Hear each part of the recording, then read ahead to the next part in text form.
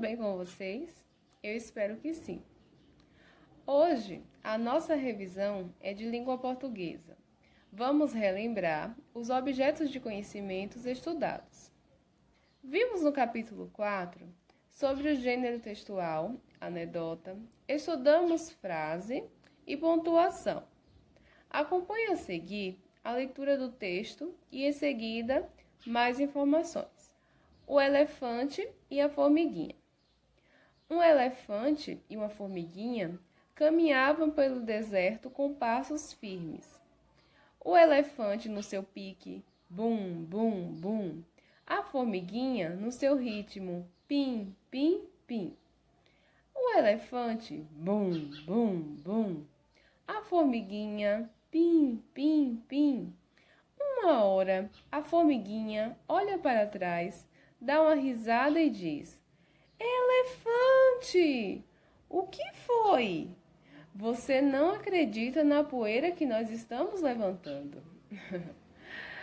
Esse texto está disponível no Paraná Centro. Vejam bem, nessa anedota, o elefante e a formiguinha trouxeram diversão através da situação apresentada. E utilizando esse texto, vamos relembrar frase e sinais de pontuação. Aqui nesse texto também apareceram algumas onomatopeias. Você já conseguiu identificar? Quem disse o som feito pelo elefante e pela formiguinha acertou, isso mesmo. O bum, bum, bum é uma onomatopeia que está representando o som realizado pelo elefante e o pim, pim, pim é o som feito pela formiguinha. Então, vamos lá relembrar frase e sinais de pontuação. A frase pode ser formada por uma ou mais palavras, que, quando são organizadas, formam um sentido completo. E as frases formam um texto, como vimos anteriormente na anedota da formiguinha e do elefante. Observe uma frase com mais de uma palavra. Um elefante e uma formiguinha caminhavam pelo deserto com passos firmes. Percebam que nessa frase temos mais de uma palavra e o sentido da frase está completo. Veja o exemplo de uma frase com apenas uma palavra que está no texto. Elefante! É isso mesmo. Apenas uma palavra, apenas um nome, mas possuía um sentido. No momento que a formiguinha pronunciou essa frase, elefante, ela estava assustada e queria de alguma forma chamar a atenção do elefante. Viram só o sentido que a frase traz? E os sinais de pontuação também colaboram para com isso. Vamos relembrar aqui os sinais de pontuação já estudados. O ponto de exclamação. Esse ponto é usado no final de frases para indicar emoções, como espanto, surpresa, empolgação, entre outras emoções.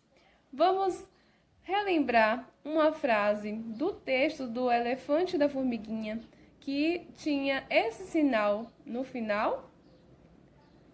Olha, você não acredita na poeira que nós estamos levantando. Percebam a emoção que é passada através dessa frase exclamativa. Frases exclamativas frases que têm como sinal de pontuação a exclamação. Vamos relembrar mais um? Agora chegou o ponto de interrogação. Esse ponto, ele é usado no final de uma pergunta. Vamos ver um exemplo de uma frase interrogativa? O que foi? Justamente, essa foi uma pergunta que o elefante fez para a formiguinha. E no final dessa frase aparece o sinal de interrogação. Essa frase é considerada uma frase interrogativa. Vamos para o último sinal que nós estudamos? O ponto final, ele mesmo. Ele é usado no final de uma frase afirmativa ou negativa. Vamos observar agora um exemplo de uma frase com um ponto final. Um elefante e uma formiguinha caminhavam pelo deserto com passos firmes. E aí, eu quero saber de você. Essa frase é afirmativa ou negativa? É isso mesmo. Quem disse afirmativa acertou. Essa frase, além de estar utilizando o ponto final, ela em nenhum momento traz nenhuma característica de uma frase negativa. Ela está afirmando. Vamos ler novamente? Um elefante e uma formiguinha caminhavam pelo deserto com passos firmes. Então percebam que quando existe uma afirmação de algum acontecimento, de algo, é uma frase afirmativa. Então, acredito que vocês relembraram sobre as frases e os sinais de pontuação. Então, vamos continuar os estudos. Nos estudos, no capítulo 5, nós conhecemos o gênero textual História em Quadrinhos e realizamos o estudo da língua sobre onomatopeia. Lembra que eu falei anteriormente da onomatopeia que apareceu lá na anedota, a história do elefante e da formiguinha? Pois é. A onomatopeia é uma figura de linguagem e chamamos onomatopeia a imitação por meio de palavras de alguns sons feitos por animais, por pessoas, por objetos ou até mesmo fenômenos da natureza. Essas onomatopeias, elas estão presentes em diferentes gêneros textuais. Um deles, como vimos, a anedota, a história em quadrinhos, também em poemas. Vamos relembrar algumas onomatopeias? Vejam a seguir. Qual será a onomatopeia que representa o som realizado pela moto? Toque-toque? Buá! Piuí! Mu! Vrum! Acertou quem disse vrum! É a onomatopeia utilizada para representar o som feito pela moto. A próxima é uma criança chorando. Qual será a onomatopeia que vai representar esse som? E aí, você já sabe? É isso mesmo. Buá! Buá é a onomatopeia utilizada para representar o som de um choro. Olha só, agora temos a seguinte situação. Uma criança está batendo na porta. E aí, qual é a onomatopeia que vai representar esse som? É isso mesmo, a onomatopeia é toque-toque. Isso mesmo. Vamos ver a próxima?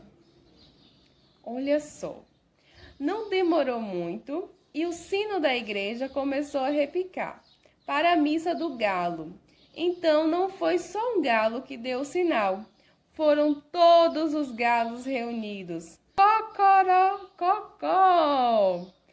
E então, qual é o animal que apresenta esse som? É o papagaio? Ou é um objeto, é uma agulha? Ou é o galo? Isso mesmo. Foi fácil essa, não é verdade? É o galo. O galo, ele produz esse som.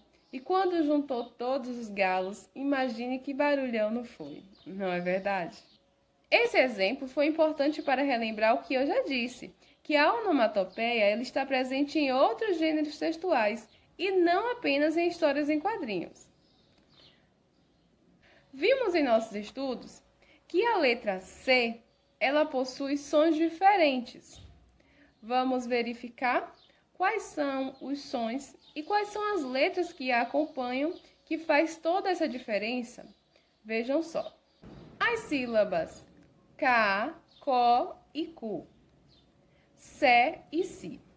São diferentes os sons devido às vogais que a acompanham. Vamos ver alguns exemplos. A letra C possui som de K quando é seguida das vogais A, O e U. Vamos ver alguns exemplos de palavras que é possível identificar esse som. Temos aqui caiu, abacate, ábaco, cogumelo, curativo e curva. Então, quando a letra C é acompanhada das vogais A, O e U, ela possui o som de K. A letra C possui som de S quando é seguida das vogais E e I.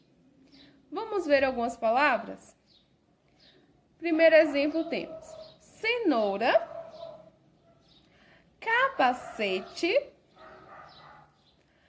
vacina e polícia. Viram só como o som da letra C mudou? E com o acompanhamento das vogais E e I, o som da letra C possui o som de S. Então, lembre-se dessa dica na hora da escrita para não errar. No capítulo 6, conhecemos o texto instrucional, que é também um gênero textual, mas ele tem como objetivo orientar ou ensinar o leitor a fazer algo.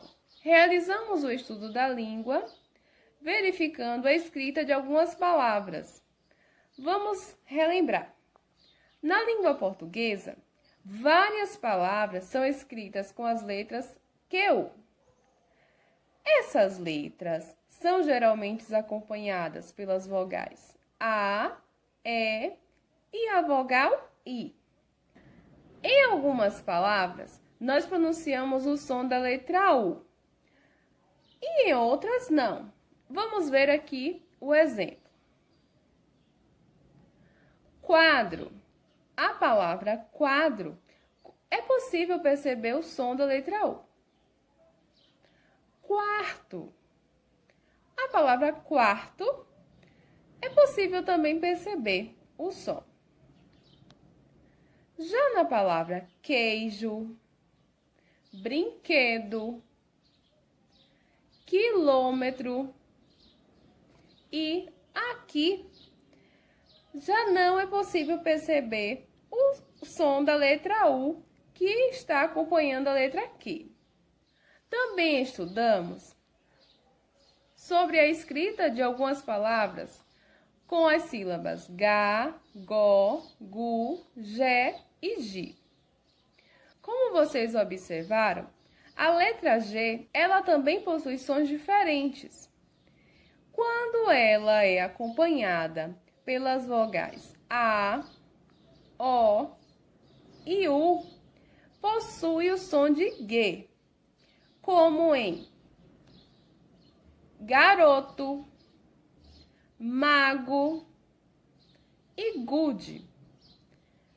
A letra G, ela possui o som da letra J, quando é seguida das vogais E e da vogal I, como podemos ver a seguir.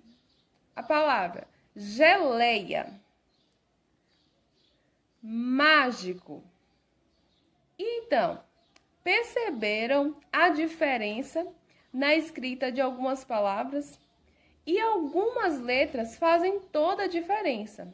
Por isso, é importante ter cuidado na hora da escrita, certo? Fiquem atentos e observe o som das letras. Continue os estudos e lembre-se, eu acredito em você. A nossa revisão vai ficando por aqui, mas os seus estudos, não. Bons estudos e sucesso! Beijos!